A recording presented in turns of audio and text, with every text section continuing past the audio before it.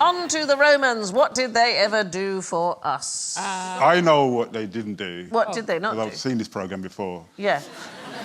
They didn't build roads. No, they really did. They did.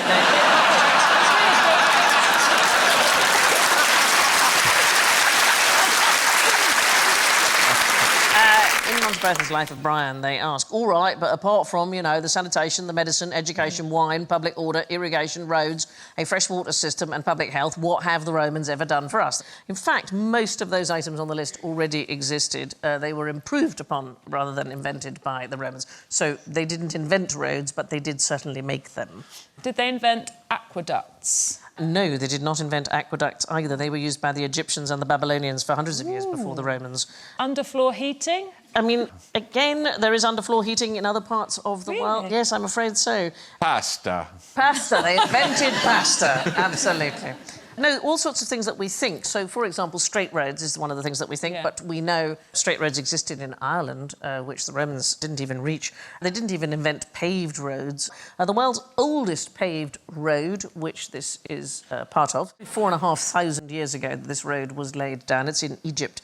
So it was laid down in order to build the monuments at Giza along the Nile.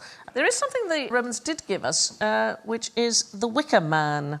So the very first evidence that we have of the Wicker Man style of pagan sacrifice comes from Julius Caesar. He claimed that the Druids burned people alive inside wicker cages. Oh, wow. Here's the thing is he's thought to have invented it because he wanted to show how barbaric everybody was in Britain. Although maybe the Wicker Man has not... We have no evidence of it because... Because they took it apart to make some cool chairs in the 80s. Does anybody want to see a Peter Rabbit Wicker Man? Oh, yeah, okay. OK, Always. well... So, in 2016, they made a 40-foot, there it is, straw statue of Peter Rabbit. It was created to celebrate the 150th anniversary of Beatrix. And it's full of rabbits. Well, it was set alight by arsonists. Or Mr McGregor, which is the one I'm voting for. And we had a picture of it on fire, but I couldn't bear to show it. Show it. No. Show No, it. it's just... No. Show it. No. Show it. Come on, you lot. What sort of rabble are you? I'm trying to rouse you. You want to see the burning rabbit? Do it! What is wrong with you? It's not a real rabbit. It's just a picture of a fire. I'm not showing Peter Rabbit on fire. It's not happening. Yeah. And so was it supposed to... Sandi? Wow, I'm being nice for the odd child who watches. It's not happening. You're a very odd child watching this. But the welfare, the idea of welfare is a Roman concept.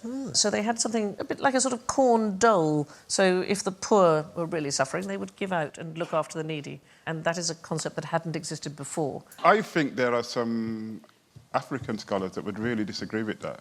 Because there's lots of evidence that African villages used to share and they would never let anybody go poor. There's a Jamaican word called pardner. It's like partner, but pardner, where people put money into a kitty in the village, and it's to make sure that no one goes poor. I think there's a serious issue in history that probably a lot of that stuff that happened was not written down, and so it has been lost. Well, you know, this... I'm going to talk about what I teach at university, but I teach the oral tradition, and so a lot of it is handed down word to mouth. And a lot of Western scholarship just missed it because it wasn't written down. No, you're absolutely right. Thank you for watching. Do remember to subscribe to the QI channel and click here to watch more videos.